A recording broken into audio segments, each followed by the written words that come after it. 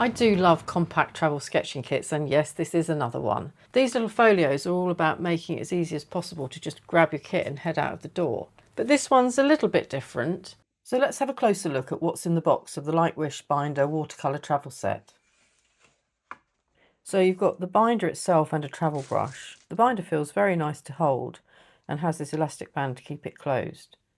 The brush has a lid to protect it, and it doesn't say a size on it, but here it is side by side with my Da Vinci size 8 travel brush to give you an idea.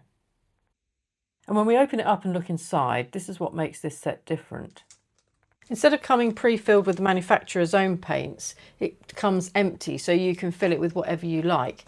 So if you've found a brand that you already know and trust, or you've carefully curated your own colour palette, it's probably quite a good option. The mixing area is ceramic, which means paint doesn't bead up in the same way that it can on plastic, and when you're finished it wipes clean really easily. It comes pre-filled with nice thick 300 GSM 100% cotton paper that's smooth on one side and got a bit of a tooth on the other. You can buy paper refills, or of course simply cut and hole punch your own, so you can use whatever paper you like as well as using whatever paint you like. Lightwish very kindly sent me this set along with a spare pack of paper, so thank you very much to them, and as always, opinions in this video are entirely my own. So now all that was left to do was decide what to fill it with and take it out for a proper field test on location. I do have a bag of individual paint tubes that I've accumulated over the years when I've run out of favourite colours, or if I've been getting ready for a workshop, for example. But I also have this set of Paul Rubens 14 watercolour tubes. I bought them myself, they weren't sent to me, but they've been sitting in a drawer because I couldn't decide which palette to put them in. So I thought this is a good opportunity to try these out too. This kit comes with 18 spaces for putting your paint in. I'm not going to call them half pans, I think they're a little bit smaller. They're certainly a little bit shallower than a standard half pan. Now, one thing about this set is it doesn't come with any form of water container, whether that be a flask or a cup or anything. So you will need to either substitute this brush that comes with it with a water brush, or it's no big deal to take something like this, a collapsible camping cup, silicone, or maybe one of these little clip-on metal ones. And if, like me, you're a pen and wash urban sketcher, then you'll need to take your fountain pen separately because there's not another tab to put another pen or anything else in. So let's go and get it filled up. Okay, so here are the Paul Rubens colours. So I've got a little colour chart in here with presumably all their colours on. I think it's in Chinese, so I can't read that, but oh, that's handy. So it's come with a swatch card that's actually got the colours named that we've got in here, and they're all called opera. We've got opera yellow, opera golden. Really, this is where the penny should have dropped. The clue is in the name, right? I'd actually bought this paint set so long ago that it wasn't until I started filling the pans and squeezing the paint out that I remembered they were neon colours.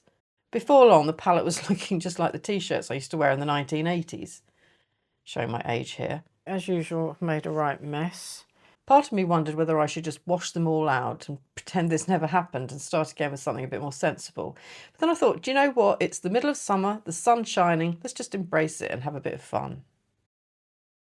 These are nice and set now and ready to use, so because they're nice and bright, I'm going to head somewhere where I can find hopefully something nice and bright to paint. The seaside. I found this row of beach huts and thought they'd be perfect for this palette. I actually started a little further down, but quickly realised the tide was coming in, so I had to retreat slightly higher up, which meant I ended up looking at them from a bit more of an angle than I'd originally planned. But it's still a good view, and really, what better place to spend a sunny summer's day than sketching on the beach? The fountain pen I'm using today is one I bought quite recently. It's a Hongdian M2. In fact, I've bought a couple of new pens over the last few months. About 18 months ago, I made a video on my favourite fountain pens for urban sketching. And my opinions have changed a bit since then, and I've added a few new ones here and there, so I'm planning to do an updated version soon. I find beach huts great fun to sketch. They're quite forgiving really, because they're all at slightly different heights and some are set further back than others, so while of course they do all converge to the same vanishing point, you don't have to obsess over getting every line absolutely perfect. You can just relax and enjoy drawing them. And as for all these steps and railings and pieces of wood and struts, If you compare my finished sketch with the actual view in front of me, they're not the same. I haven't religiously drawn every single piece of wood exactly where it is. You can just draw a bit of a mess of lines just to imply there are lots of pieces of wood under there, and obviously quite a bit of shadow too. I'm really liking drawing on this paper. I'm using the rough side at the moment. Well, it's not rough, but the side with a slight tooth. I want to have a go with the smoother side as well and compare the two.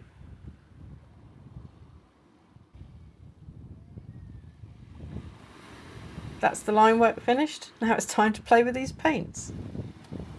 I brought a collapsible silicone camping cup with me so that I could try the brush provided first.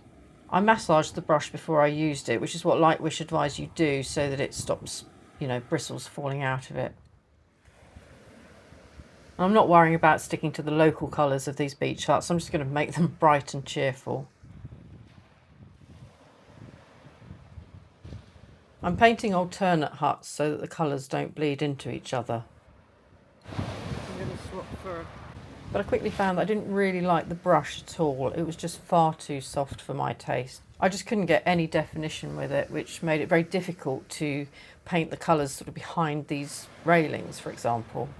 So I swapped it out for one of my own, this pan art one.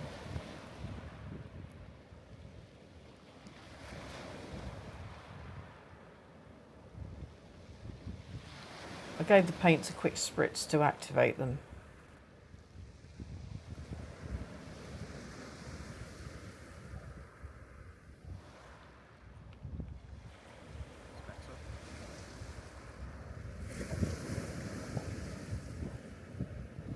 Mixing area is lovely.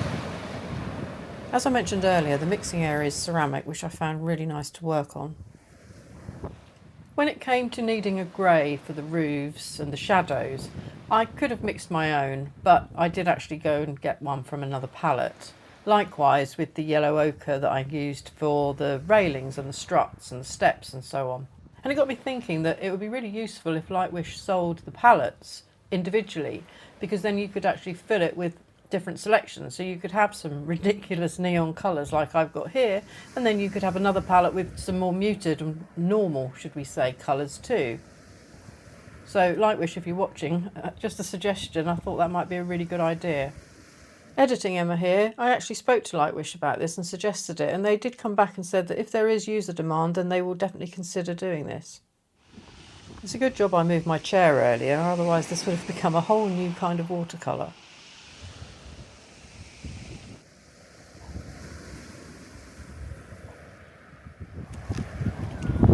Being ceramic, it cleans off really easily. I cleaned it off so I could get a nice clean blue sky with no bits of neon yellow or green or pink in it. So what's my overall verdict? Well, I think this is one of my favourite little sketching kits. In fact, after I'd finished filming on the beach, I ended up sitting there a bit longer to do another sketch just because I wanted to keep using it, and I think that's probably the best compliment I can give it. Would I change anything?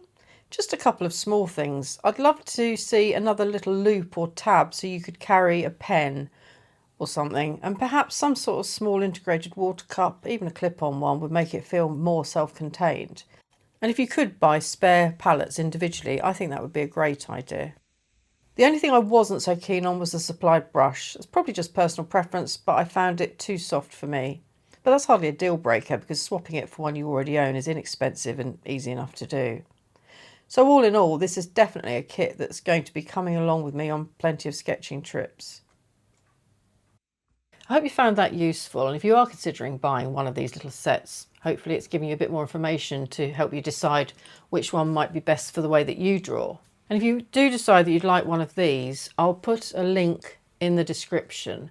I think there's a discount code as well, but it is time limited, so do check it's still valid before you order. Thank you so much for watching and happy sketching.